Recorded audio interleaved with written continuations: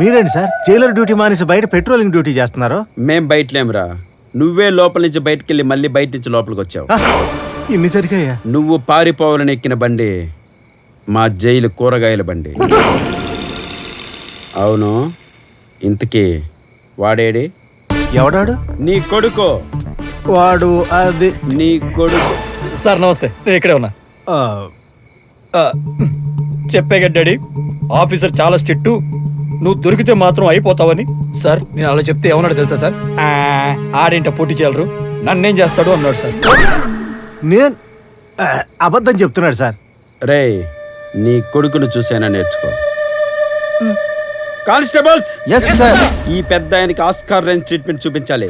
ఇచ్చుకురండి ముసలాన్ని.